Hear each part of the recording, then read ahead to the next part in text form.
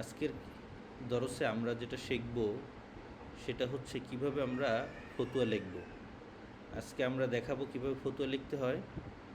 এরপরে আপনারা আগামী সপ্তাহে আগে মানে আগামী শুক্রবারের আগে আপনারা একটা দুইটা করে ফতুয়া লিখে হোয়াটসঅ্যাপ নাম্বারে গ্রুপে দিয়ে দেবেন। হ্যাঁ, আপনাদের ফতুয়াগুলো আমরা দেখব যে কার কার ফতুয়াগুলো হচ্ছে, কারটা হচ্ছে না এবং কোথায় ভুল হচ্ছে।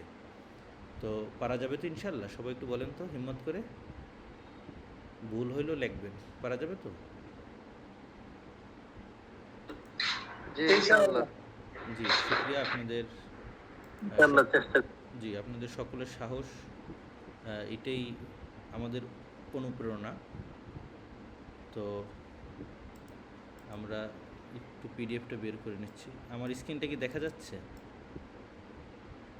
আমার স্ক্রিনটা কি আপনারা দেখতে পাচ্ছেন কিনা একটু জানাবেন। জি না ওস্তাদ, জি না, দেখা যাচ্ছে না। ওকে ওকে, আচ্ছা আমি স্ক্রিন শেয়ারটা দিয়ে নিচ্ছি।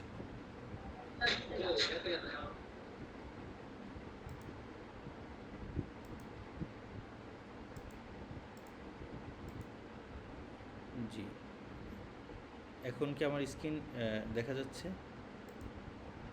জি, এখন দেখা যাচ্ছে। জি, শুক্রিয়া।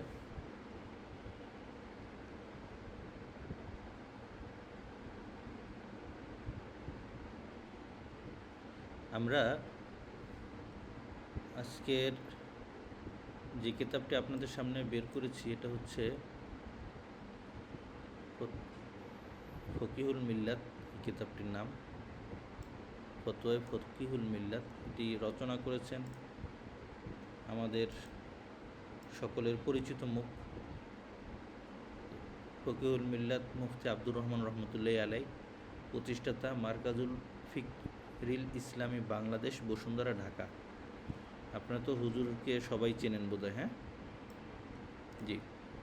তো হুজুরের লিখিত এই ফতোয়ার কিতাবটা প্রায় 12 খণ্ডের মতো আমরা আজকে পিডিএফটা আপনাদেরকে প্রদান করেছি। তো এটার 1 নম্বর এবং 2 নম্বর খণ্ডে অনেক গুরুত্বপূর্ণ আলোচনা আছে। হ্যাঁ, এই খণ্ডের যে আলোচনাগুলো সেগুলো আপনারা একটু নিজেরা পড়ে নেবেন। আমি যদি একটু দেখাই 1 নম্বর আর 2 নম্বর খণ্ডে কী কী আছে।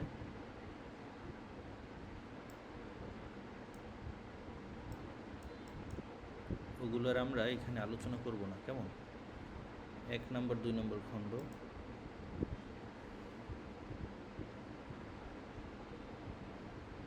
আমরা আলোচনা করব 3 নম্বর খণ্ড থেকে। হ্যাঁ, প্রথম খণ্ডটা একটু বের করলাম।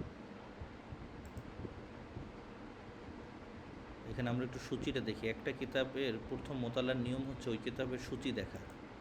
ওই কিতাবের মধ্যে কি কি বিষয় লেখা হয়েছে সূচির মাধ্যমে আমরা বিস্তারিত জানতে পারবো। হ্যাঁ, এইখানে এই যে দেখেন 32 নম্বর পৃষ্ঠা থেকে যে আলোচনা শুরু হয়েছে, ফিকহের পরিচিতি। আপনারা দেখতে পাচ্ছেন ফিকহের পরিচিতি এই লেখাটা? না আর একটু বড় করতে হবে? একটু বলেন তো। এখন দেখতে পাচ্ছেন ক্লিয়ার?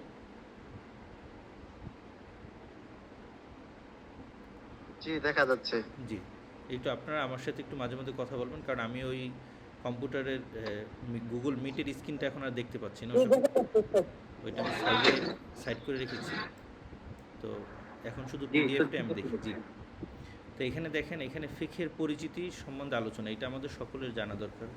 ফিকহ কীভাবে শুরু হয়েছে, তো এই ফন্টটা কীভাবে শুরু হলো, কাদের হাত ধরে শুরু হলো। হ্যাঁ, এটা। এরপরে ফিকহের সংজ্ঞা, এরপরে সাহাবায়ে কেরামের জীবন ব্যবস্থা, এবার ফিকহের সংকলন। এই যে সংকলন মানে সেখানে কোন হিজরিতে ফিকহের কী অবস্থা ছিল, কাদের হাত ধরে এই পর্যন্ত আসছে পুরাটা। এরপর ইমাম আবু হানিফা রহমতুল্লাহের জীবনী, এরপর ইমাম আবু হানিফা রহমতুল্লাহের যে 40 জনের যে একটা সদস্য বোর্ড ছিল সেটা সম্বন্ধে আলোচনা।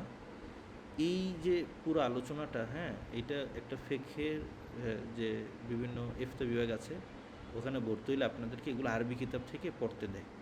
তো ছাত্ররা এগুলো আরবি কিতাব থেকে পড়ে, অনেকের বুঝতে কষ্ট হয়ে যায়, কিন্তু এই জায়গায় এটা সহজে দেওয়া আছে। হ্যাঁ, তো এই পর্যন্ত এই 46 নম্বর পৃষ্ঠা পর্যন্ত আবু হানিফা রহমতুল্লাহের বিভিন্ন বিষয় সম্বন্ধে এখানে আলোচনা করা হয়েছে। হ্যাঁ, এরপরে আলোচনা আসছে ফিকহ শাস্ত্রের উৎস। এটার আলোচনা 47 নম্বর পৃষ্ঠা থেকে। হ্যাঁ, এগুলো আপনারা সবাই দেখে নেবেন। এটাকে বলে মাসাদের আসলিয়া, যে আমাদের মাসদার কয়টা, আসলি মাসদার কয়টা আমাদের। তো এইটা নিয়ে খুবই একটা গুরুত্বপূর্ণ আলোচনা। হাটাজারিতে মুফতি কিফাতুল্লাহ সাহেব হুজুর দামাত বারাকাতুহু তিনি এইটা নিয়ে খুব আলোচনা করেন। আর যে আমাদের আসল মাসদার কি, আসল মাসদার হচ্ছে দুইটা, একটা হচ্ছে কোরআন আর একটা হচ্ছে হাদিস। এই দুইটাই হচ্ছে আমাদের মাসাদের আসলিয়া। আমাদের প্রত্যেকটা বিষয় আমরা এই দুইটার দিকে রুজু হব, কোরআনের দিকে প্রথমে, এরপর হচ্ছে হাদিসের দিকে এটার ব্যাখ্যার জন্য। তো এই মাসাদের আসলিয়া সম্বন্ধে বিস্তারিত আলোচনা একবার সহজ বাংলা এখানে আছে, কোরআন এবং হাদিস সম্বন্ধে বিস্তারিত আলোচনা আছে। তো এই বিষয়ে এখানে আর আমরা এখানে আলোচনা করব না, কারণ এগুলো আপনারা উসুলের বইতে পড়েছেন। উসুলের যে আমরা বিভিন্ন বই পড়েছি, উসুলুল শাসি বা অন্যান্য বই আছে, ওইখানেই আলোচনা গেছে মাসাদের আসলিয়া সম্বন্ধে আলোচনা। এরপরে যেটা গুরুত্বপূর্ণ বিষয়, সেটা এখানে আমার আলোচ্য বিষয় না, এটা আলোচনা করবেন যে আমাদের যারা শনিবার যে দরস হয় ওইখানে ওস্তাদ আলোচনা করবেন। তো আমাদের যে মাসদাদের আসলিয়া তো দুইটা পেলাম, কিন্তু একটা মাসালা ইস্তেমবাদ করতে হলে তখন আমাদের কয়টা মাসদারের দিকে আমাদের রুজু করতে হবে, কয়টা মাসাদের দিকে যেতে হবে। তো এইটা নিয়ে একতেলাফ আছে চার মাযহাবে। হ্যাঁ, চার মাযহাবে বেশ ভালো একতেলাফ আছে যে আসলে কয়টা আমাদের মাসাদের আমরা মাসাদের হিসেবে গ্রহণ করব, যেগুলোর দিকে আমরা রুজু করব বিভিন্ন মাসালের ইস্তেমবাদের ক্ষেত্রে। তো এই বিষয়গুলো এখানেও আলোচনা এসেছে। হ্যাঁ, এখানে দেখেন এর মধ্যে নিয়ে আসছে ইজমার কথা, এরপরে আসছে কিয়াসের কথা।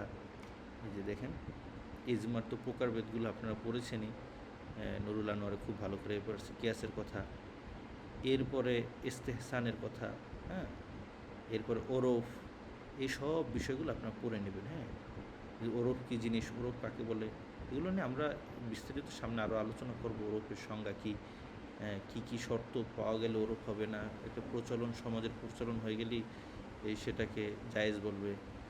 যেরকম এখন বর্তমানে দেখেন গণতন্ত্র এত পরিমাণ, গণতন্ত্রের দিকে মানুষ ঝুঁকে গেছে, ওলামা কেরামও ধীরে ধীরে একটা অংশ ঝুঁকে যাচ্ছে।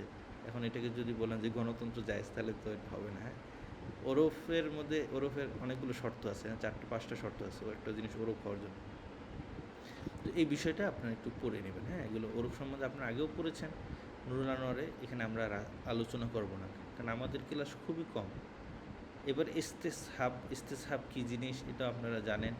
ইস্তেসহাব কেন, কোন জিনিসটাকে কেন ভালো মনে করা হয়, কিয়াসটাকে ছেড়ে দিয়ে ইস্তেসহাবটাকে কেন গুরুত্ব দেওয়া হয়, এই ব্যাপারে আপনারা ওখানে আলোচনা এখানে লেখা আছে, আপনারা এগুলো একটু দেখে নেবেন। 71 পৃষ্ঠা পর্যন্ত। জি, কোন ক্লাস হচ্ছে, কোন বই? জি জি, আজকের আমরা ওখানে বিষয় লিখে দিচ্ছি। আমাদের আজকের হচ্ছে ফতুয়া সম্পর্কে আলোচনা। আমরা ফতুয়া কীভাবে লিখব, ফতুয়া কীভাবে দিব, এবং ফতুয়া কিতাবের পরিচিতি। বুঝতে পেরেছেন? জি, আমাদের ওই যে মেসেজ, নির্দিষ্ট এখনো ইয়ে হয় নাই, জি জি, নির্দিষ্ট কোনো বই থেকে শুরু হয়নি। না না, আমরা বই আর দু একটা দিন পরে শুরু করব। হ্যাঁ, আগে আপনাদের সাথে ফতুয়ার সাথে পরিচিত করানো, এগুলো নিয়ে আমরা আলোচনা চলতেছে। হ্যাঁ, জি, শুক্রিয়া। আমাদের নির্দিষ্ট বই যেরকমের, ওই ওস্তাদ আর একজন আছেন, তিনি একটা কিতাব এখন আপাতত শুরু করেছেন। তার যে ক্লাসটা ওটা হচ্ছে উসুলুল ইফতা সম্বন্ধে তিনি পড়াচ্ছেন মুফতি তকি ওসমান হাফিজুল্লাহর বইটা থেকে, যেহেতু হুজুর সরাসরি তার ছাত্র।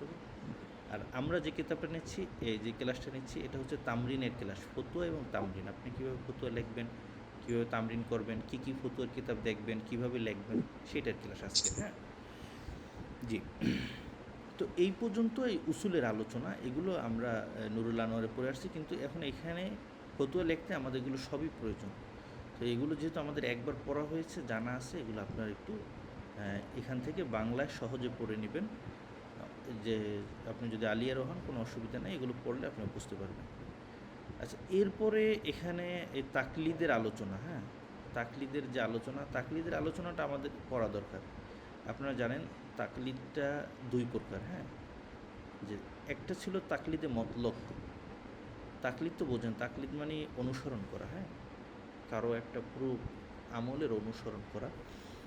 প্রথমে তো তাকলিদে মতলক ছিল, মানে যে যাকে অনুসরণ করে সেটাই তার জন্য যথেষ্ট। তো সেই তাকলিদে মতলক থেকে আমরা কেন তাকলিদে শখসির দিকে আসলাম, যে যে কোনো এক ব্যক্তির তাকলিদ করা জরুরি, এটা কেন, এটা আপনার দলিলের আলোকে আসলে আমাদের প্রত্যেক আমরা যারা ফকি বা ইফতা নিয়ে পড়তেছি তাদের জানা দরকার। এখানে যারা এই আহলে হাদিস যারা আছে তারা বলতে চায় যে এখানে তাকলিদে শখসি এটা শিরিক, এটাও তাদের একটা জামাতের মত। অনেকে আবার তাকলিদে শখসিকে মানেনও, তারা বলেন কোনো সমস্যা নেই। কিন্তু এই যে কেন তাকলিদে শখসির প্রয়োজনীয়তা কী এবং এটার ব্যাপারে কী কী কিতাব লেখা আছে, এটা সম্বন্ধে আসলে আমাদের একটি স্পষ্ট ধারণা থাকা জরুরি। এই ব্যাপারে তাকলিদে শখসির ব্যাপারে অনেক আমাদের আকাবেরদের কিতাব রয়েছে। থানভী রহমতুল্লাহ আলাইহ এই ব্যাপারে লিখেছেন, আরও অনেকেই এই ব্যাপারে লিখেছেন। তো এগুলো আমরা একটু দেখে নেব যে কেন তাকলিদে মতলব থেকে আমাদের তাকলিদে শখসির দিকে যেতে হলো এবং সেটার প্রয়োজনীয়তা কী।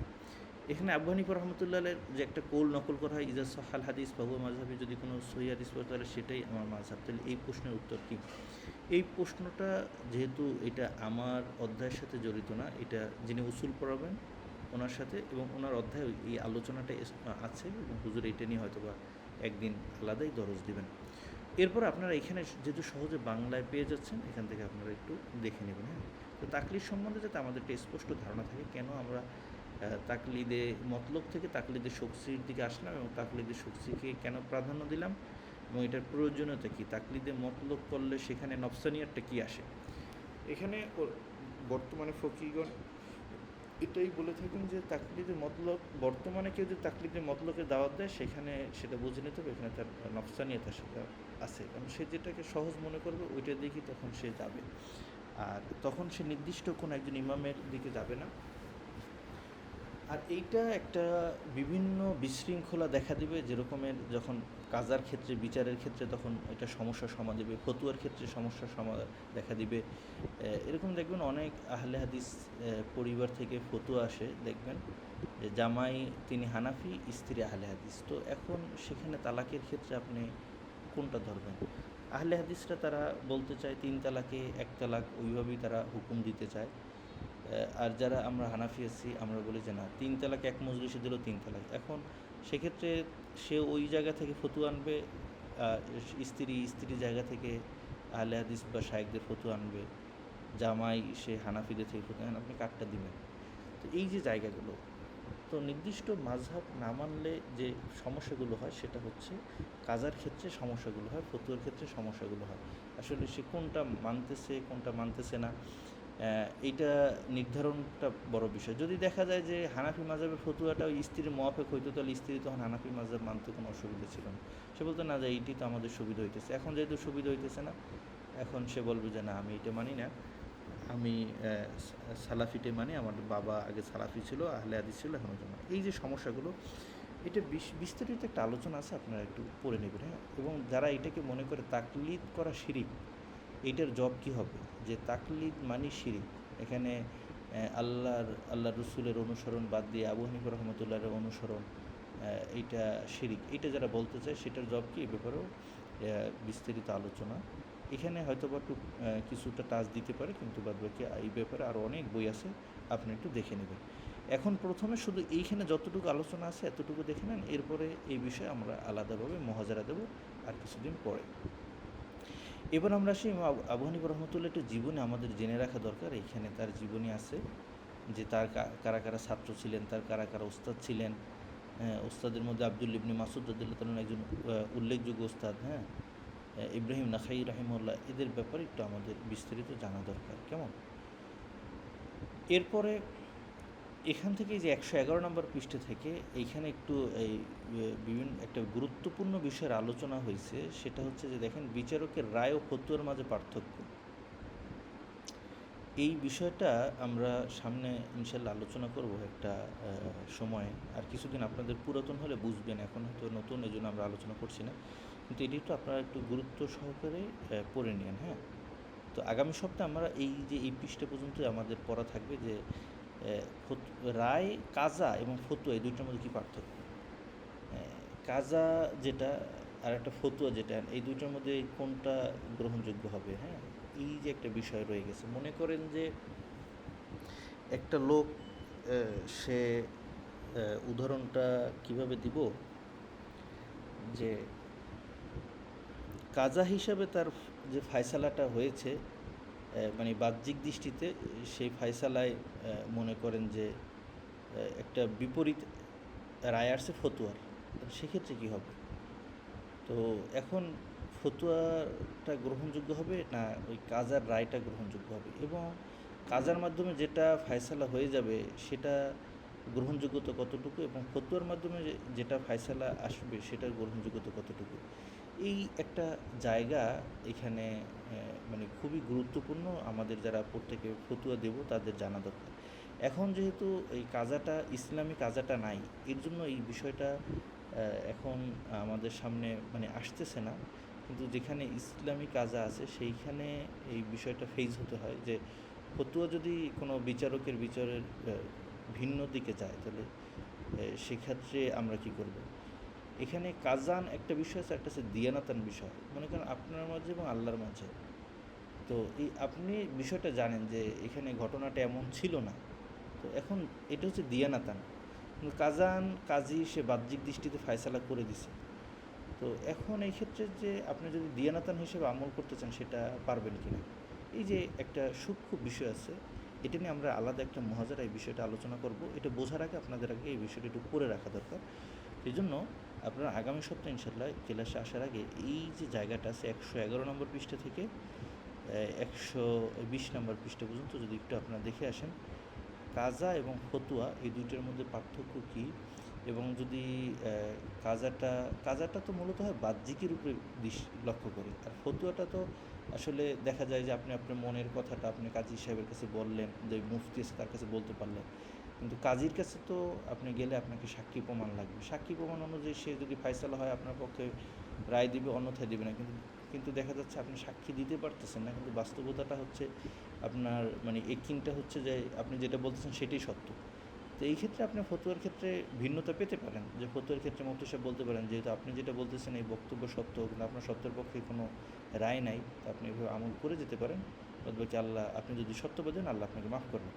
এই যে একটা বিষয়টা, এই বিষয়টা আসলে আমাদের স্পষ্ট থাকা দরকার। তো এইটা বোঝার আগে এই অধ্যায়টা আপনারা যদি পড়ে আসেন ইনশাল্লাহ আমরা এরপরে আমাদের ওস্তাদরা যখন মুহাজারা দিবেন তো এই বিষয়টা তখন আপনাদের কাছে স্পষ্ট হয়ে যাবে। তো এই প্রথম খণ্ডের প্রায় যে 120 পৃষ্ঠা পর্যন্ত এগুলো একবারে সহজ বাংলা, কিছু কিছু বিষয় আছে এগুলো তেমন পড়ার কিছু নাই, আর কিছু আছে একটু গুরুত্ব দিয়ে পড়া, এগুলো আপনারা একটু কষ্ট করে হলেও দেখে আসবেন, একেবারে সহজ বাংলায়। হ্যাঁ, তো আমরা এই 1 নম্বর খণ্ড এটা কোন কিতাব থেকে দিলাম, যারা একটু শেষে আসছেন তাদের জন্য দেখিয়ে দিই, পড়াটা দিলাম। এই যে দেখেন ফতোয়ায়ে ফকিহুল মিল্লাত, হ্যাঁ ফতোয়ায়ে ফকিহুল মিল্লাত, এই যে বাংলা যেটা আছে 1 নম্বর খণ্ড, সেটার আমরা 1 নম্বর পৃষ্ঠা থেকে আপনার 120 নম্বর পৃষ্ঠা পর্যন্ত আপনাদেরকে একটু দেখার জন্য দিলাম। যেগুলো গুরুত্বপূর্ণ বিষয় সেগুলো একটু আপনারা একটু সময় দিয়ে দেখবেন, আমি তো বলেই দিছি গুরুত্বপূর্ণ বিষয়গুলো। আর যেগুলো তেমন গুরুত্বপূর্ণ না, যেরকম আবু হানিফা রহমতুল্লাহ স্বাভাবিক জীবনী, তার তিনি কীভাবে বড় হয়েছেন, তার পড়ালেখা কী ছিল, ওইটাতেও তেমন বেশি বড় কিছু না, কিন্তু বাদবাকি অন্য যে বিষয়গুলো আছে ওগুলো একটু আপনারা ভালো করে দেখবেন। আচ্ছা, এই কিতাবটা থেকে আমরা প্রথম থেকে আমরা 100 পৃষ্ঠা পর্যন্ত দিলাম। ইফতাতে কিন্তু মোতালার একটা বিষয় থাকে, আপনারা জানেন প্রত্যেক ফতোয়া বিভাগে ছাত্রদেরকে মোতালার জন্য দেয়, দৈনিক 100 পৃষ্ঠা 200 পৃষ্ঠা মোতালার জন্য দেয়। তো এই আপনাদের এই 1 সপ্তাহে আমরা প্রথম বাংলা 100 পৃষ্ঠা দিলাম। হ্যাঁ, এটিটা আপনারা একটু পড়বেন যাতে আপনাদের সাথে আমরা সামনে আলোচনা করতে আমাদের জন্য সহজ হয়। কেমন? আচ্ছা, একজন মুফতির কতটুকু মোতালা করা দরকার ফিকহি বিষয়, এই ব্যাপারে মুফতি সালমান মানসুরপুরি দামাত বারাকাতুম, আপনারা তার নাম শুনেছেন। এর গত ক্লাসে আমরা তার একটি থেকে দেখিয়েছিলাম, তার যে একটা বই, ওই বই থেকে তার একটা যে ফতোয়ার কিতাব সেটা আমরা বের করছিলাম, সেখান থেকে আপনাদেরকে অন্যের কাছে অনেক বিষয় আলোচনা করেছিলাম। তো মুফতি সালমান মানসুরপুরি দামাত বারাকাতুম তিনি একটি ফিকহি কনফারেন্স আলোচনা করছিলেন যে প্রত্যেক যারা ফকি তাদের দৈনিক 100 পৃষ্ঠা মোতালা করা দরকার, ফিকহা বিষয়ক, ফিক বিষয়ক দৈনিক 100 পৃষ্ঠা মোতালা করা দরকার। তো আমরা দৈনিক না পারি 1 সপ্তাহে 100 পৃষ্ঠা মোতালা করতে পারবো না, কি বলেন ভাই? একটু মাইকটা অন করে বলেন তো সবাই। ইনশাআল্লাহ ইনশাআল্লাহ ইনশাআল্লাহ। জি, বেশি কঠিন তো আলোচনা ছিল না, ওইখানে কিছু ছিল উসুল সংক্রান্ত, এগুলো উসুলের অনেক বই পড়েছেন, এগুলো এই জন্য আর আমি আলোচনা করলাম না। আর কিছু আলোচনা যেটার মধ্যে ওই যে কাজা এবং ফতোয়ার মধ্যে কী পার্থক্য এবং এটা কোনটা জরুরি, এই একটা বিষয়, একটা তাকলিদ বিষয়, এই দুইটা বিষয় একটু আপনারা ওখান থেকে দেখবেন, এরপরে আমরা উস্তাদরা যখন মুহাজারা দেবে সেটা আপনাদের জন্য খুবই সহজ হবে। কয় নম্বর পৃষ্ঠাতে কয় নম্বর পৃষ্ঠা এক আলোচনা এক করবেন? নাম্বার থেকে 120 নাম্বার পৃষ্ঠা পর্যন্ত আপনারা দেখবেন। এর মধ্যে দুইটা বিষয় যেটা গুরুত্বপূর্ণ দেখবেন সেটা হচ্ছে তাকলিদের বিষয়টা, এবং আরেকটা বিষয় হচ্ছে যে কাজা এবং ফতুয়ার মধ্যে পার্থক্য, এই বিষয়টা। কাজা তো বোঝেন, মানে বিচারকের রায়। যেরকম বর্তমান সরকার দেখেন না, যে কিছুদিন আগে একটু হইলো, সবাই বললো যে আবু তোহা আদনান স্ত্রীকে তালাক দিল, আবার বিবাহ করলে কিভাবে। এই মনে করেন বাংলাদেশ আইনে একটা প্যাচ আছে, যে প্যাচ আছে যে তালাক দিলে তো 3 তালাকে হয়ে গেছে, আবার তাকে কীভাবে বিবাহ করবে। কারণ কেউ যদি 3 তালাক না দিয়ে 1 তালাক দেয়, তাহলে তো সে অবশ্যই তার স্ত্রীকে আনতে পারবে। এটা আলিয়ার হুজুরও জানে না, হ্যাঁ। তো এটা হচ্ছে একটা সমস্যা, এই যে বিচারকের রায় অনেক সময় ভিন্ন হয়। তো আরেকটা হলো ফতুয়া, আপনি ফতুয়া নিলেন, তো ফতুয়ার জায়গায় বললো যে আপনি তো 1 তালাক দিয়েছেন, আপনি তো আবার স্ত্রীকে রাখতে পারবেন। এই যে জায়গাটা, হ্যাঁ, তো একটা হচ্ছে বিচারকের জায়গা, আর একটা হচ্ছে ফতুয়ার জায়গা। এই দুটো অনেক সময় ভিন্ন হয়ে যায়, সেমই হয় আবার অনেক সময় ভিন্ন হয়। যখন ভিন্ন হয় সেক্ষেত্রে করণীয় কী, হ্যাঁ। মনে করেন যে সম্ভবত আলী রাদিয়াল্লাহু তাআলা আনহু একটা বিষয়, উনি একটা বাচ্চার ব্যাপারে ফতুয়া দিয়ে দিয়েছিলেন, মানে রায় দিয়ে দিয়েছিলেন একজন স্ত্রীর সাথে। তো এই যে ওই ঘটনাটা আমার মোতালা করে আসলে ভালো হতো। তো এই যে রায়টা, এখন এই রায়ের কারণে যেই তার সন্তানিটা হবে কিনা, হ্যাঁ, এই যে একটা বিষয়। তো এইখানে যে মুসলিম কাজী সে যদি একটা রায় দিয়ে দেয়, সেটা গ্রহণযোগ্য হয়ে যায়, কোনো অসুবিধা হয় না। তো এইটা কি কেন গ্রহণযোগ্য হবে, কোন সময় আবার ফতুয়ার ভিত্তিতে এটাকে গ্রহণযোগ্য হবে না, এই বিষয়গুলো ওই জায়গায় আলোচনা আছে। এটা নিয়ে অনেক লম্বা আলোচনা, আমরা বিস্তারিত সামনে আর কিছুদিন পরে করব। আজকের আমরা যেটা আলোচনা করব, ফতুয়া কীভাবে লিখতে হয়। আজকে থেকে আপনারা একটু একটু ফতুয়া লেখা শুরু করবেন। তো সামনে কোরবানির আগে আমরা ফুল কোরবানির যতগুলো ফতুয়া আছে সেগুলো করে ফেলবো কোরবানির আগে আগেই। হাতে আমাদের সময় কম, তো এই জন্য আমরা শুরুতে কিছু সহজ ফতুয়া নিয়ে আলোচনা করব। আমরা এখন বের করছি 3 নম্বর খণ্ড, ফকিহুল মিল্লাতের 3 নম্বর খণ্ড, হ্যাঁ, আপনারা দেখতে পাচ্ছেন। আচ্ছা, 3 নম্বর খণ্ডে কী কী আলোচনা আছে, সেখানে পবিত্রতা বিষয় এবং নামাজের বিষয়ে আলোচনা আছে। এখানে দেখেন যে পানি, ইস্তেঞ্জা, উজুর পদ্ধতি, গোসল, তায়াম্মুম, হায়েজ, নেফাস, পবিত্রতা, এইসব বাব নিয়ে আলোচনা আছে। ফিকহের মধ্যে প্রায় 44টা বাব আছে, তো প্রত্যেক বাবেই আমাদের আসলে প্র্যাকটিস করা দরকার, এবং সেই বাবগুলো থেকে নিম্নে 10টা করে ফতুয়া প্র্যাকটিস করা দরকার। আমরা যদি এটা না করি তাহলে ওই বাব সম্বন্ধে আমাদের একটা অস্পষ্ট ধারণা থেকে যাবে, হ্যাঁ। এখন এই বাবগুলো থেকে আমরা কীভাবে ফতুয়া লিখবো এবং কীভাবে ফতুয়া গুলো সঠিক হচ্ছে কি হচ্ছে না এটা আমরা বুঝবো, হ্যাঁ, এই বিষয়ে আমরা আজকের আলোচনা। তো আপনারা একটু সকলে একটু খাতা এবং কলম পাশে নিয়ে নেন, যদি কোনো কিছু ছুটে যায় বা মনে না থাকে সেটা নোট করে নেওয়ার জন্য একটু একটা খাতা একটা কলম একটু পাশে নিয়ে নেন। 1 মিনিট সময় দেওয়া হলো, পাশে না থাকলে একটু উঠে গিয়ে আনতে পারেন। এরপর আমরা আমাদের আলোচনা শুরু করব।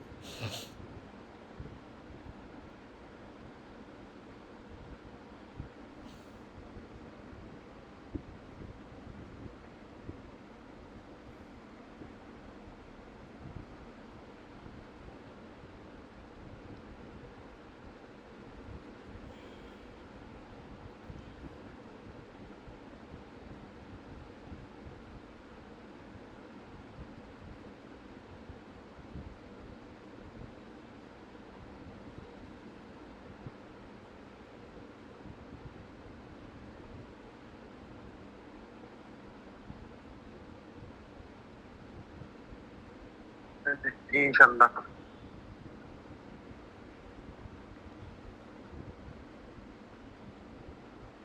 আচ্ছা, জি, তো সকলকে ধন্যবাদ জানাচ্ছি খাতা এবং কলম পাশে সংগ্রহ করার জন্য। দেখেন, আপনি যখন ইফতার শেষ করলেন বা ইফতার পড়তেছেন, আপনি একজন মুফতি সাহেব, তো আপনার কাছে মানুষ প্রশ্ন করতে পারে, হ্যাঁ। তো যখন প্রশ্ন করবে, তো কোনো একজন মুফতি সে যদি ফতুয়া দেয়, হ্যাঁ, মানে প্রশ্ন করলো, আপনাকে মৌখিক প্রশ্ন করলো, আপনি মৌখিক উত্তর দিয়ে দিলেন। তো এই যে মৌখিক উত্তর দিলেন, এটা দিয়ে টাকা নিতে পারবেন কিনা, এটা একটা বিষয়, কেমন। তো আপনি মুফতি হিসাবে মৌখিকভাবে যদি কোনো ফতুয়া দেন, এই জন্য আপনি টাকা নিতে পারবেন না। কিন্তু আপনি যদি বলেন যে আপনার ফতুয়াটা আমাকে লিখে দেন, আমি আপনাকে লিখিতভাবে উত্তর দেবো, তো এই যে আপনাকে সে ফতুয়াটা লিখে দেবো এবং আপনি লিখিতভাবে এটা উত্তরটা দিলেন, তো আপনি এখানে টাকা নিতে পারবেন। এটা নিয়ে আমরা সামনে আলোচনা করবো। এই জন্য দেখুন, বিভিন্ন ফতুয়া বিভাগে ফতুয়া চাইলে তখন তারা টাকা চায়। তো এই জন্য টাকা চায় যে এইখানে টাকাটা নেওয়া জায়েজ, এই জন্য তারা টাকা চায়, তাতে কোনো নিতে অসুবিধা নেই। তো আপনাদের কাছে কেউ যখন একটা ফতোয়া চাইবে, হ্যাঁ, ইফতার পড়া শেষ, এখন আপনার কাছে মানুষ ফতোয়া চাইবে, আপনি একজন মুফতি সাহেব, তো ফতোয়া চাইলে সে একটা প্রশ্ন করবে, হ্যাঁ। তো মনে করেন এই যে একটা প্রশ্ন করলো, একটা লোক দুইটা প্রশ্ন করলো। একটা প্রশ্ন করছে পানি পাক নাপাক হওয়ার সুনির্দিষ্ট পরিমাণ কী, এটা একটা তার প্রশ্ন। আর দ্বিতীয় আরেকটা প্রশ্ন হচ্ছে সদরঘাটের পানির গুণ, স্বাদ, ঘ্রাণ ও রং পরিবর্তন হয়ে সবই দূর হয়ে গেছে, এরপরও কি তা পবিত্র পানির মধ্যে গণ্য হবে? কারণ পানির হাকিকত তথা প্রবাহমান তারল্য বাকি আছে। আচ্ছা, এই প্রশ্নটা সবাই বুঝতে পারছেন কি না? এই প্রশ্ন বুঝতে কি কারো কোনো অসুবিধা হয়েছে কিনা একটু জানান। একটু মাইক অন করে। দ্বিতীয় প্রশ্নটা সদরঘাটের পানি, এই প্রশ্নটা বললে একটু ভালো হতো। আচ্ছা এটা একটু আচ্ছা আচ্ছা, সদরঘাটে যে নদীটা আছে না, নদীটা, ওই নদীর পানি দিয়ে উজু করলে উজু হবে কি না, এইটা প্রশ্ন করছে।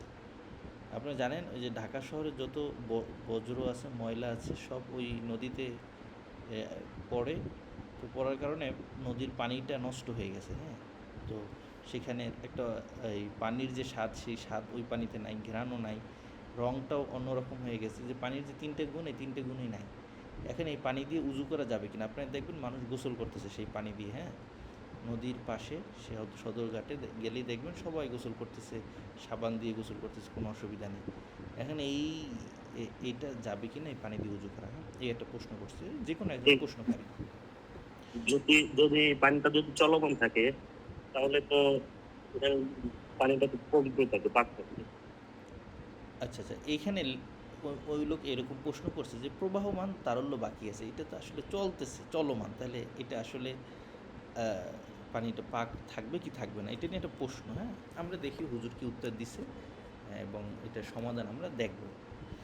আচ্ছা, এইখানে যখন আপনাকে প্রশ্ন করবে, তো প্রশ্ন করার পরে প্রশ্নটা আপনার কাছে যখন লিখবে, লেখার পরে আপনি যেটা বলবেন যে আপনার প্রশ্নকারীর নামটা নিচে লিখে দিতে বলবেন। এই যে এই জায়গাটায় প্রশ্নকারীর নাম, এই যে আমি যেখান থেকে মাউসটা টানতেছি, এইখানে প্রশ্নকারীর নাম থাকবে, হ্যাঁ। এটা যেহেতু একটা কিতাব, তো এই কিতাবে ওই নামটা ওরা তুলে দিছে, এখান থেকে মুছে দিছে, নামটা এখানে আর নাই। কিন্তু আপনার কাছে যখন প্রশ্ন করবে ফতোয়ায়, এখানে প্রশ্নকারীর নাম থাকতে হবে, তার প্রশ্নকারীর ঠিকানা থাকতে হবে, এবং প্রশ্নকারীর মোবাইল নাম্বার থাকতে হবে। তাহলে কি কি থাকতে হবে ভাইজান বলেন তো, একটু সবাই লিখে রাখেন। প্রশ্নর পরে প্রশ্নকারীর নাম, প্রশ্নকারীর ঠিকানা এবং প্রশ্নকারীর মোবাইল নাম্বার। আচ্ছা, এখন এই তিনটে জিনিস, নাম, ঠিকানা, মোবাইল নাম্বার। হ্যাঁ হ্যাঁ, এই তিনটে জিনিস এখানে থাকতে হবে। এটা তো আপনারা লিখে রাখেন, আপনাদের ফতোয়ায় কিন্তু ওইভাবে লিখে আনবেন। এইভাবে আমি দেখবো, হ্যাঁ, লেখা হয়েছে কি না। প্রথমে একটা প্রশ্ন লিখবেন, যে কোনো কেউ প্রশ্ন করতে পারে, প্রশ্নটা লিখবেন, লেখার পরে প্রশ্নকারীর নাম, এরপরে প্রশ্নকারীর ঠিকানা, এরপর হচ্ছে প্রশ্নকারীর মোবাইল নাম্বার। আচ্ছা, এখন প্রশ্ন হচ্ছে যে প্রশ্নকারীর মোবাইল নাম্বারটা কেন লাগবে? এই জন্য লাগবে, এই প্রশ্নটা যদি আপনার বুঝে না আসে, তো সেক্ষেত্রে আপনি প্রশ্নকারীকে প্রশ্ন করতে পারেন যে ভাই আপনি কী প্রশ্নটা লিখলেন, আমি তো আসলে বুঝতে পারি না আপনার উদ্দেশ্যটা কী। কথা বুঝতে পারছেন? তো এই প্রশ্নটা সহজ বিধায় হয়তো আপনারা পড়েই বুঝে ফেলছেন যে এইখানে আসলে কী বুঝাইতে চেয়েছে। কিন্তু একটা মানুষের ঘরে তালাক দিছে, স্বামী স্ত্রীকে ঝগড়া হয়েছে, কীভাবে তালাক দিছে, কী বলছিল, কী শব্দ বলছে, এগুলো সে সব সুন্দর করে লিখতে পারে না, হ্যাঁ। সে মনের মতো গুছিয়ে লিখতে পারে। আমাদেরকে দিলেও তো আমরা একটা কথা মনের মতো গুছিয়ে লিখতে পারি না, বিশেষ করে আমরা যারা কওমি মাদ্রাসায় বাংলা কম লেখাপড়া করছি। তো এই যে একটা দুর্বলতার জায়গা, তো একটা মানুষ তার মনে অনেক কিছু আছে, মুখে বলতে পারে কিন্তু সে লিখতে পারে না। এই জন্য একজন মুফতি সাহেবের করণীয় হলো, যিনি প্রশ্নটা করছেন, তো ওই প্রশ্নকারীর নাম লিখবে, ঠিকানা লিখবে, এবং তার মোবাইল নাম্বারটা রাখবে, এবং তাকে ফোন করে জিজ্ঞেস করবে যে আসলে ভাই আপনি যে আমাকে প্রশ্নটা পাঠিয়েছেন, এই প্রশ্নটা দ্বারা কী বোঝাতে চেয়েছেন আমাকে একটু বলেন। অনেক সময় যদি দেখা যায় তিনি যা বোঝাতে চেয়েছেন প্রশ্নে এই বিষয়টা আসে না, তাহলে কি করণীয়? এইখানে করণীয় হচ্ছে আপনি প্রশ্নের উত্তর লিখবেন না, বরং আপনি ওনাকে বলবেন যে আপনি সুন্দর করে আবার লিখে দেন। আর সে যদি লিখতে না পারে, তাহলে আপনি নিজেই নিজের মতো করে প্রশ্নটা লিখবেন, লেখার পরে তাকে শোনাবেন যে ভাই আমি তো প্রশ্নটা এইভাবে লিখেছি, দেখেন আপনার যে ঘটনার স্মৃতি সেটার সাথে মিলছে কিনা। সে যদি বলে হ্যাঁ ভাই এইবার পুরোপুরি হুবহু মিলে গেছে, এরপর থেকে আপনি উত্তর লেখা শুরু করবেন।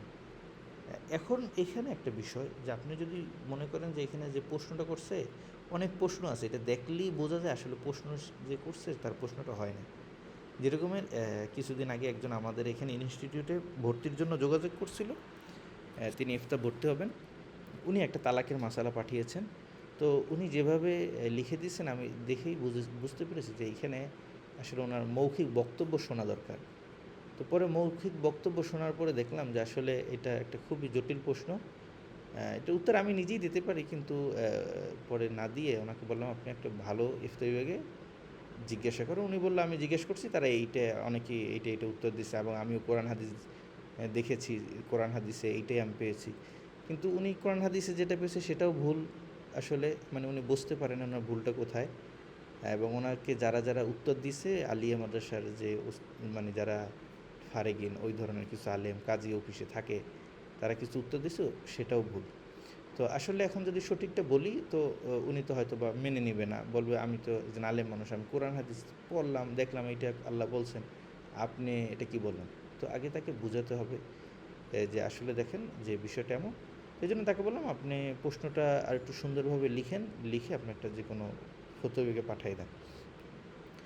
তো এই যে একটা বিষয় যে প্রশ্নকারী অনেক সময় তার প্রশ্ন যেভাবে লেখে ওই প্রশ্নে মূল ঘটনার স্মৃতিটা আসে না। মূল ঘটনার স্মৃতি যদি না আসে তাহলে আপনি প্রশ্ন উপরে ভিত্তি করে যদি ফতুয়া দেন তাহলে ফতুয়াটা ভুল হবে। তো ওই লোক তো ফতুয়াটা নিয়ে আরেকজন আলেমের কাছে অবশ্যই কোনো দিন না কোনো দিন যাবে বা সালিসিতে বসবে। বসার পরে কী হলো, তারা মৌখিক ভাষ্য শোনার পরে বললো তো ফতুয়া তো ভুল হয়েছে। এখন আপনাকে বলবো যে আপনি যে ফতুয়াটা দিয়েছেন এটা হয় না। এখন দেখেন এখানে বিষয়টা হচ্ছে আপনার ফতুয়ায় ভুল ছিল না, আপনি প্রশ্নে যা পেয়েছেন তার উপরে দিয়েছেন। কিন্তু আপনার এখানে বিষয়টা আরেকটু শুনে বোধগম্য হয়ে বুঝে শুনে জিজ্ঞাসা করে এরপর উত্তর দেওয়া দরকার ছিল। আমার এই কথাটুকু কি সবাই বুঝতে পেরেছেন না কারো অসুবিধা হয়েছে একটু বলেন। বুঝে গিয়েছে। জি। জি, ইনশাআল্লাহ বুঝতে পারছি। আচ্ছা, যদি বুঝতে পারেন তাহলে আপনারা প্রশ্ন পাওয়ার পরে উত্তর লেখার জন্য ব্যস্ত হয়ে পড়বেন না। হ্যাঁ, মুফতি কেফাতুল্লাহ সাহেব হুজুর আমাদের হাটাজারিতে হুজুরকে দেখতাম যে একটা তালাকের মাসালা আসলে হুজুর বলতো যে তালাক তো হয়েছে আজকের, কিন্তু এই ঝগড়াটা কতদিন যাবত চলতেছে এটা একটু লেখেন। তো একজনে লেখে নিয়ে আসছে 9 পৃষ্ঠা। 9 পৃষ্ঠা, এখানে কিন্তু অনেক লাইন, এই যে ছোটো ছোটো লাইন অনেক লাইন, 25-30 লাইন এরকমের 8 পৃষ্ঠা 9 পৃষ্ঠায় লিখে নিয়ে আসছে। এরপরে হুজুর বলছে ঠিক আছে এইবার উত্তরটা লেখা শুরু করা যায়। তা আসলে ওনার ঘটনাটা কী হয়েছিল না হয়েছিল বিস্তারিত না জেনে তো একটা বিষয়ের ফতুয়া দেওয়া যায় না। হ্যাঁ, কিন্তু আমরা কি করি, আমরা প্রশ্ন একটা পাওয়ার পরে আমরা ফতুয়া একটা দিয়ে দিই, দেখা যাচ্ছে আসল ঘটনাটাই এর বিপরীত। তো এই জন্য আমাদের জানতে হবে যে প্রশ্নকারীকে প্রশ্ন করতে হবে। সোজা কথা, কেফাতুল্লাহ সাহেব হুজুরের একটা কথা হচ্ছে যে প্রশ্নকারীকে প্রশ্ন করো, সে যে প্রশ্নটা করছে এটা বুঝে করছে কিনা এবং তার প্রশ্নটার মধ্যে তার মনের যে বিষয়গুলো বোঝাতে চাচ্ছে সেটা আসছে কিনা। এটা বোঝার জন্য প্রশ্নকারীকে প্রশ্ন করতে হবে। আপনি একবার দুইবার তিনবার প্রশ্ন করতে হবে, বারবার প্রশ্ন করতে হবে।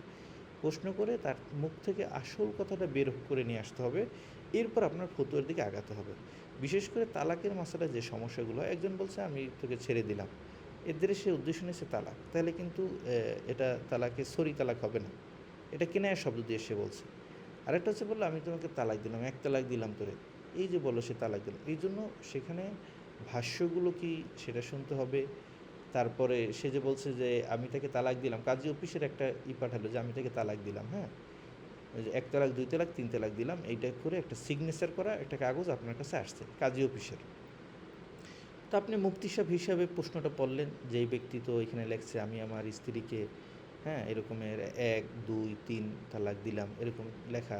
হ্যাঁ, তো আপনি বলবেন তো তাহলে তো এখানে ফতুয়া নিচে দেখবেন ওই লোকের সিগনেচার করা আছে, ওইখানে লেখা আছে আমি কি উচ্চ মুখে মুখে মুখে মুখে তালাক দিলাম, এই কথাটা ওইখানে লেখা আছে যে মুখে তালাক দিলাম, মানে উচ্চারণ করে শব্দ করে তালাক দিলাম কথাটা লেখা আছে।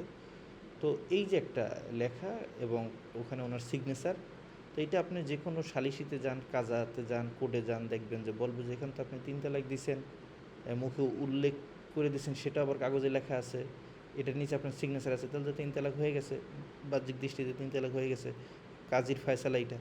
কিন্তু ওই লোককে আপনি জিজ্ঞাসা করলেন যে ভাই আসলে ঘটনাটা কী হয়েছিল বলেন তো, উনি বলবে যে দেখেন ভাই আমার স্বামী স্ত্রী ঝগড়া দীর্ঘদিন যাবৎ, পরে আমাদেরকে কাজী অফিসে নিয়ে গেল, তো আমি সেখানে চাই নাই আমি আমার স্ত্রীকে তালাক দেব।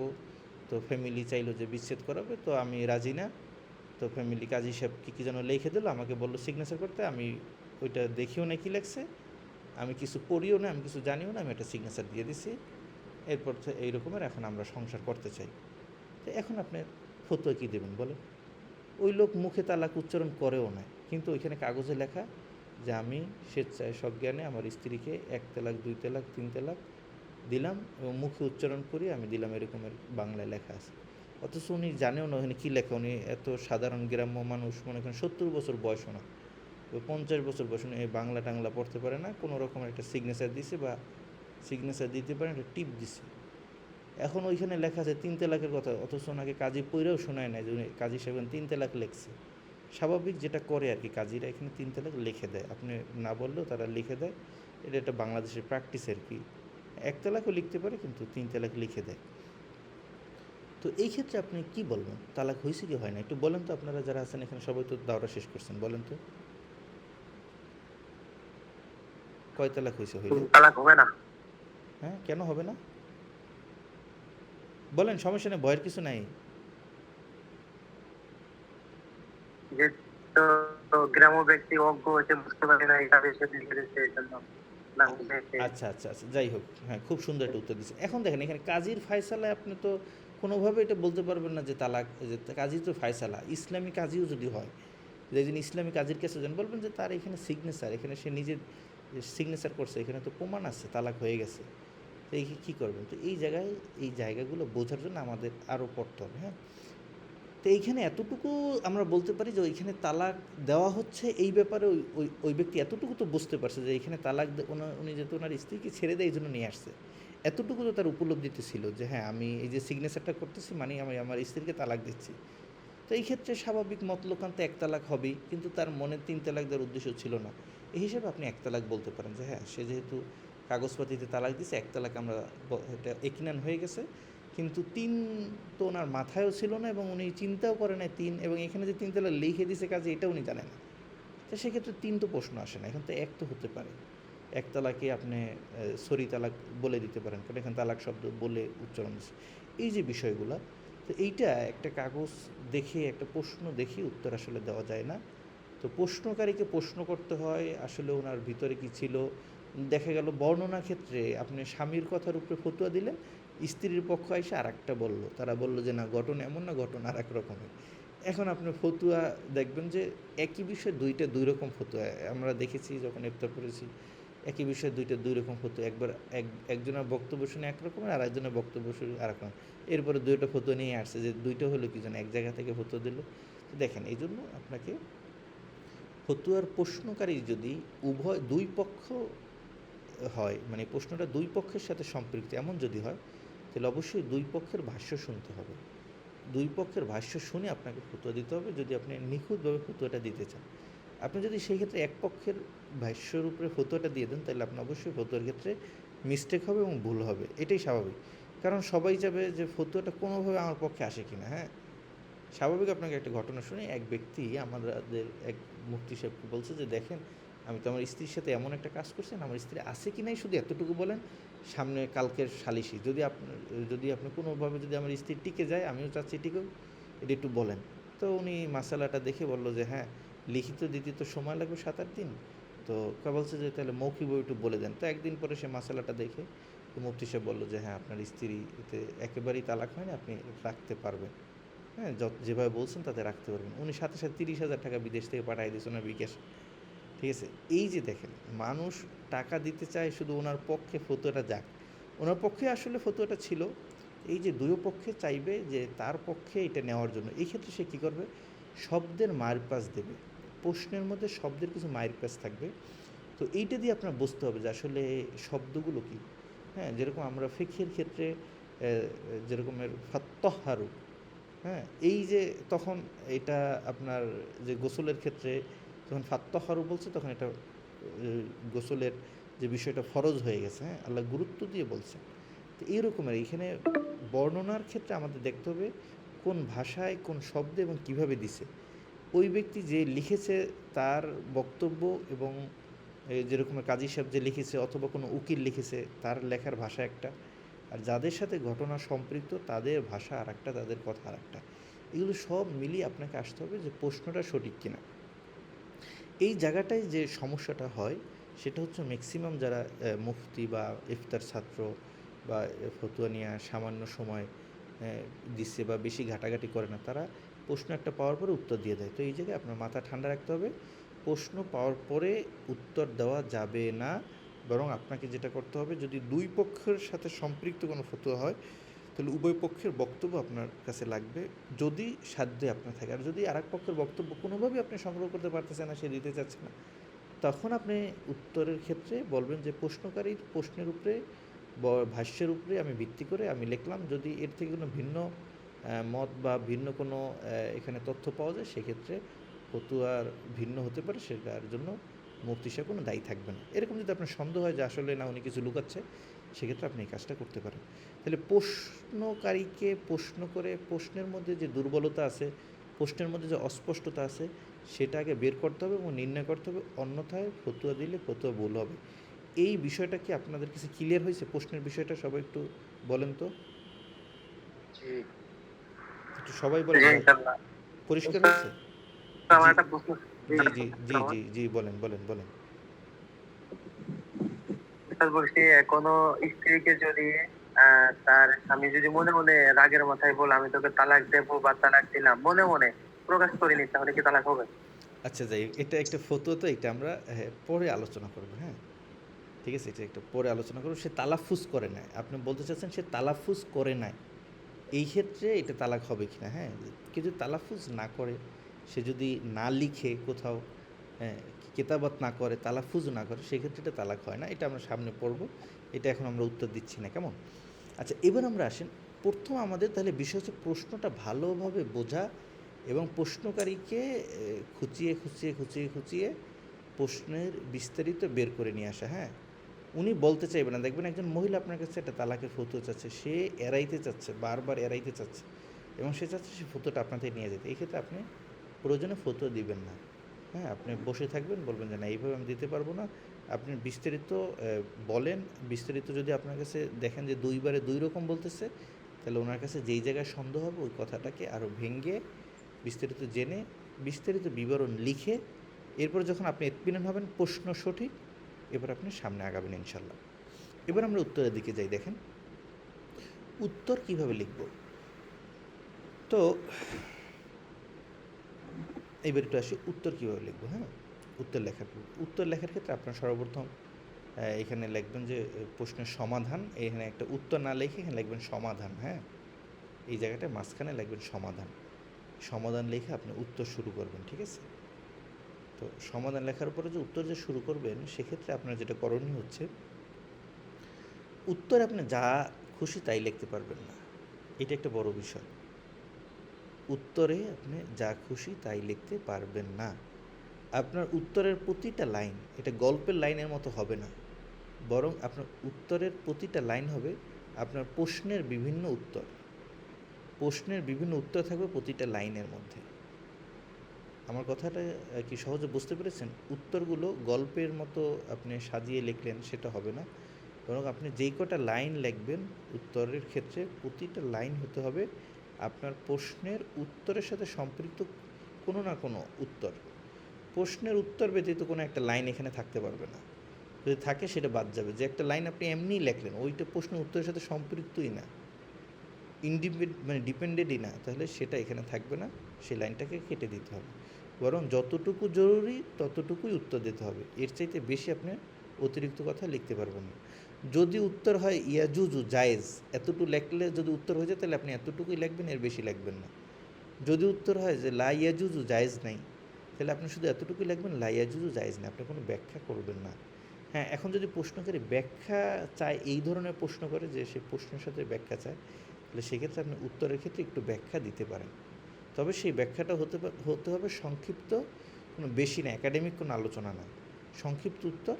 যে ব্যাখ্যা, যে যতটুকু ব্যাখ্যা না হইলে সে উত্তরের প্রতি সে সন্দেহপূর্ণ থাকতে পারে বা উত্তরটা তার কাছে সন্তুষ্ট মনে নাও হতে পারে।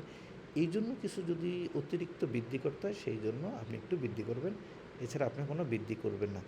আমরা যে বিভিন্ন ফতুয়ার কিতাব দেখাবো, দেখবেন সেই ফতুয়ার কিতাবে আপনার শুধু ইয়াজুজু লাইয়াজুজু এতটি উত্তর লেখার বেশি লেখা নেই। কোনো জায়গায় শুধু একটু দুই একটু কারণ বর্ণনা করেছে। হ্যাঁ, তো উত্তর লেখার বিষয়টা কি আপনারা বুঝতে পেরেছেন? উত্তরটা লম্বা হবে না সংক্ষিপ্ত হবে? সবাই একটু বলেন তো। সংক্ষিপ্ত হবে। সংক্ষিপ্ত হবে, জি বুঝতে পেরেছি। উত্তরের মধ্যে এমন কি কোনো লাইন থাকতে পারবে যেই লাইনটা প্রশ্নের কোনো উত্তরের সাথে সাথে সরাসরি বা মানে মানে সরাসরি না, এরকম সম্পৃক্ত না, এরকম কি থাকতে পারবে কোনো লাইন? জি না, কোনো একটা লাইন আপনি অতিরিক্ত এখানে বসাইতে পারবেন না। ঠিক আছে, এইটা আপনাকে কাটায় কাটায় লিখতে হবে, কাটায় কাটায়, আমরা বলি না ওইভাবে। আচ্ছা, এবার আমরা একটু উত্তর দেখি। হ্যাঁ, অনেক আলোচনা করলাম, এবার বাকি আলোচনা আমরা সামনে ধীরে ধীরে করবো। হ্যাঁ, তো এখানে দেখেন, এই যে যখন প্রশ্ন করছে পানি নাপাক হওয়ার সুনির্দিষ্ট কোনো পরিমাণ আছে কি, তো এইখানে আমরা যে একটা মাসালা পড়ছি যে হাউজ অথবা পুকুরের পানি যদি 100 বর্গহাত বা তার চেয়ে অধিক হয়, তাহলে উক্ত পানি শরীয়তের দৃষ্টিতে বেশি পানি হিসেবে গণ্য হবে, যার মধ্যে নাপাকি প্রকাশ না হওয়া পর্যন্ত পানি নাপাক হয় না। এটা একটু বিস্তারিত উত্তর দিয়েছে। ওই যে বললাম যে সুনির্দিষ্ট পরিমাণ কি, পরিমাণটা জানতে চেয়েছে, তাই ওই পরিমাণটা সেখানে উল্লেখ করছে। এখানে একজনের মাইকটা মনে হয় একটু চলতেছে, আমি কি বন্ধ করে দিতে যাবো এখানে? বা একটু আপনার কার মাইকটা যেন একটু আছে, একটু বন্ধ করে দেন। জি, শুক্রিয়া। তাহলে এখানে দেখেন যে 1 নম্বর প্রশ্নের উত্তর এতটুকু, এখানে কোনো অতিরিক্ত কথা নাই, যতটুকু প্রশ্ন দরকার ততটুকু উত্তর এখানে আছে। জি, আচ্ছা, এরপরে দেখেন দ্বিতীয় প্রশ্ন, যে সদরঘাটের পানির ব্যাপারটা। একজনের মাইকটা একটু ডিস্টার্ব হচ্ছে, সময়ও কম, লাইনটা কেটে যাবে।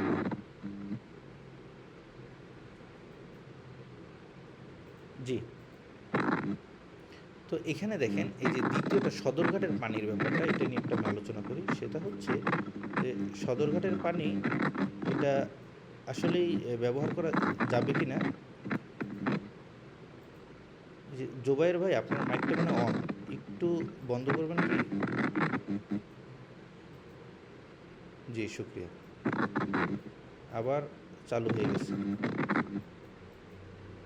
এমডি জোবাইর ভাই, আমি একটু মিউট করতে পারতেছি না।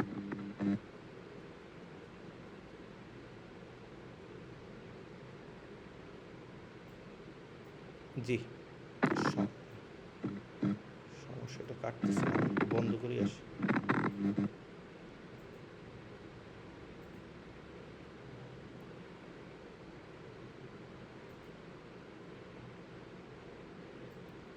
যে আমাকে তো এখন শোনা যাচ্ছে না? আচ্ছা, যে এখানে দেখেন যে সদরঘাটের পানির ব্যাপারটা জিজ্ঞেস করলো, তো এটার উত্তরটা একটু দেখেন।